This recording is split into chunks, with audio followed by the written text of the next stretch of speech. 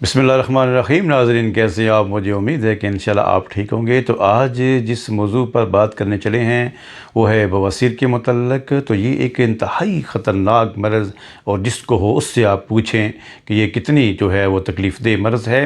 और जिन दोस्तों को अल्लाह ने इस मर्ज़ से बचाया हुआ है तो उनके लिए भी ये जो है वो वीडियो इंशाल्लाह करामत साबित होगी, और इसकी हिफाजती इक़दामात जो हैं उस पर भी हम इंशाल्लाह बात करेंगे। तो इससे पहले कि हम इस टॉपिक पर बाकायदा बात करना शुरू करें, तो मेरी आपसे गुजारिश है उन दोस्तों के साथ कि जिन्होंने अभी तक इस चैनल को सब्सक्राइब नहीं किया तो आप चैनल को सब्सक्राइब कर दें और बेल आइकन का बटन जो है वो लाजमी प्रेस करें, ताकि मेरी हर वीडियो अपलोड जो है वो आप तक पहुंच सके। तो यकीनन आपने कर दिया होगा, और मैं इस यहाँ पे ये अर्ज़ भी करता चलूँ कि जो भी मैं फार्मूला, बहुत से दोस्तों के मैसेज आते हैं, बहुत से दोस्तों की कॉल्स आती हैं, व्हाट्सएप पे बात करते हैं कि आप हमें ये नुस्खा बना के दें या आपके पास क्या मौजूद है। तो मैं अर्ज़ करता चलूँ कि जो भी मैं फार्मूला आपके सामने लेके आता हूँ वो अल्हम्दुलिल्लाह हर वक्त जो है वो हमारे क्लिनिक पे मौजूद होता है। तो आप किसी वक्त भी जो है वो उसको मंगवा भी सकते हैं। नुस्खा भी मैं आपके सामने शेयर कर देता हूँ, तो आप उसको बना भी सकते हैं। तो आपकी मर्ज़ी पे हो, लेकिन ये एक सदका जारिया है, और इंशाअल्लाह अज़ीज़ मुझे उम्मीद है कि इसमें आप मेरा साथ भी देते रहेंगे। तो साथ आपने कैसे देना है कि हर वीडियो को वॉच भी करना है, और साथ साथ अपने अहबाब में, अपने व्हाट्सएप ग्रुप में, और इस तरह अपने मैसेंजर में आप दोस्तों को शेयर भी करें। तो जनाब, आते हैं इस बवासीर के मुतल्लक। तो बवासीर की 3 किस्में हैं। एक है रीही बवासीर, और एक है बादी बवासीर, और उसके बाद एक है खूनी बवासीर। तो आज जिस पे हम बात करने लगे हैं वो है बादी बवासीर। तो बादी बवासीर में सबसे पहले इन बवासीर की तीनों किस्म में जो मेन चीज़ जो है वो अलामत पैदा होती है, जो मेन इफ़ेक्ट पैदा होता है वजूद के अंदर, वो कब्ज़ का होता है। तो कब्ज़ को आप कभी ना होने दें, कब्ज़ का ख़ास ख्याल रखें। उसके लिए मैंने अपने कब्ज़ के लिए एक नुस्खा भी आपको शेयर किया है, वो भी आप इस्तेमाल करें। और भी कब्ज़ के बहुत से फार्मूले मौजूद हैं। उसमें सबसे मेन चीज़ जो है वो अपनी डाइट का ख्याल रखना है, क्योंकि जो कुछ हम खाएंगे वही हज़म होने के बाद हमारे वजूद को डिलीवर करेगा।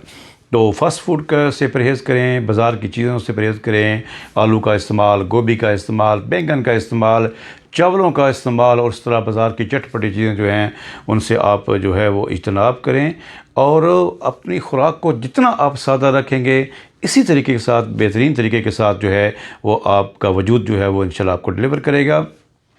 तो आते हैं इस नुस्खे की तरफ। बवासीर बादी की अलामात ये होती हैं कि मौके इसमें बनते हैं, लेकिन बाज़ औक़ात मौके अंदर होते हैं, और बाज़ औक़ात मौके बाहर की तरफ जो है वो महसूस होते हैं, जिनको आप रफ़े हाइज़ के वक़्त आप उनको महसूस भी करते हैं।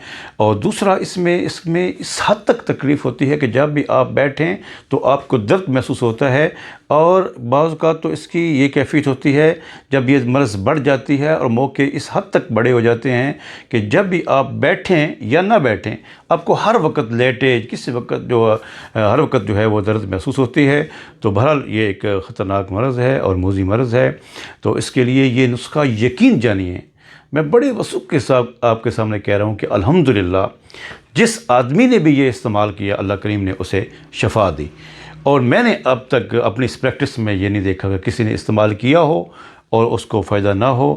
लेकिन मैं आपको यहाँ पे भी ये अर्ज़ करता चलूँ कि जब भी आप ये बनाएं, इसको इस्तेमाल करना चाहें, तो मुझसे कॉन्टेक्ट ज़रूर कर लें, ताकि आपकी, क्योंकि बाज़ औक़ात लोगों को एक मसला नहीं होता, जिस्म के अंदर और भी प्रॉब्लम्स होते हैं। तो आपकी उस बाकी प्रॉब्लम्स को सामने देख के मैं आपको साथ कोई ना कोई चीज़ और जो है वो इंशाल्लाह बता दूँगा, जिससे बवासीर भी बेहतर होगी और साथ दूसरी जो प्रॉब्लम है उसमें भी फ़ायदा होगा। तो नुस्खा आप नोट कर लें। इसमें सबसे पहले आप नोट करें रिसौंत। इसमें आप 20 ग्राम रिसौंत ले लें, नोट आपने कर लिया होगा। उसके बाद तुख़्म बकाइन, इसको आप नोट करें, 20 ग्राम आप ये ले लें। तीसरी चीज़ इसमें है तुख़्म निम, ये भी आप 20 ग्राम ले लें। और आखिरी और चौथी चीज़ जो है वो इसमें गोंद कीकर है।